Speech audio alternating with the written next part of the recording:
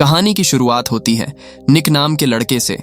वह देखता है कि सड़क किनारे खड़ी एक खूबसूरत लड़की का चेहरा पल भर में बदल जाता है। जो चेहरा अभी तक घनी भूरे बालों और बड़ी आंखों वाली थी, वह अचानक किसी जॉम्बी जैसा दिखने लगता है।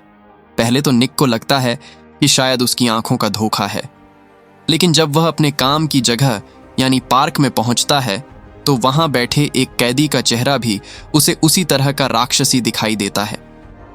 निक पूरी तरह घबरा जाता है और यही सोचता रहता है कि कहीं उसकी नज़र में ही कोई गड़बड़ तो नहीं हो गई। इसी बीच कई सालों बाद उसकी मौसी उससे मिलने आती है। बातचीत के दौरान वह निक को बताती है कि उनके परिवार से जुड़ा एक बहुत बड़ा रहस्य है। निक अपने खानदान का आखिरी वारिस है और उसकी आंखों में एक खास शक्ति है जिससे वह असली राक्षसों को पहचान सकता है। लेकिन इससे पहले कि मौसी पूरी बात समझा पाती, अचानक वह किसी को देखकर डर जाती है और कहती है, ओह माय गॉड, वह आ गया है। अगले ही पल एक खतरनाक राक्षस उन पर हमला कर देता है। लड़ाई के दौरान निक किसी तरह गोली चलाकर उस राक्षस को मार देता है, लेकिन उसकी मौसी गंभीर रूप से घायल हो जाती है। अस्पताल ले जाते समय वह निक को एक लॉकेट देती है और कहती है कि इसे अपनी जान से भी ज्यादा संभाल कर रखना। मौसी को अस्पताल छोड़ने के बाद निक को पता चलता है कि वह लॉकेट असल में एक चाबी है। यह बात उसे मौसी के ट्रेलर की याद दिलाती है। जब वह वहां पहुंचकर चाबी से ताला खोलता है तो उसके सामने एक बिल्कुल नई दुनिया खुल जाती है। अंदर अजीब अजीब हथियार, राक्षसों से जुड़ी किताबें और रहस्यमयी चित्र होते हैं।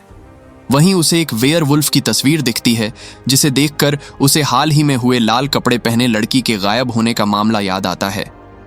निक को शक होता है कि इस मामले के पीछे वही प्राणी हो सकता है। निक उस संदिग्ध व्यक्ति के घर पहुंचता है, लेकिन वह वेयरवुल्फ पहले से उसकी मौजूदगी भांप लेता है। हालांकि बाद में पता चलता है कि वह वेयरवुल्फ असल में अच्छा है और मजाक कर रहा था। वह निक की मदद करने को तैयार हो जाता है। दोनों मिलकर असली अपराधी की तलाश में निकलते हैं। सूंघने की अपनी खास शक्ति से वेयरवुल्फ एक लकड़ी के केबिन तक पहुंच जाता है, लेकिन पास जाते ही वह अपना नियंत्रण खोने लगता है और मजबूरी में निक को अकेला छोड़ देता है। निक अपने साथी हैंक को बुलाता है और दोनों केबिन में तलाशी लेते हैं।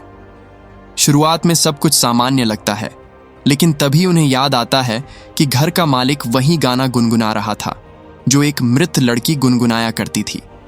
शक होते ही वे वापस लौटते हैं, मगर अंधेरे में वह आदमी वेयरवुल्फ बनकर उन पर हमला कर देता है। भागते समय निक उसे गोली मार देता है, लेकिन वह मरने से पहले कुछ नहीं बता पाता। बाद में निक एक गुप्त कमरे से अपहृत लड़की को बचा लेता है।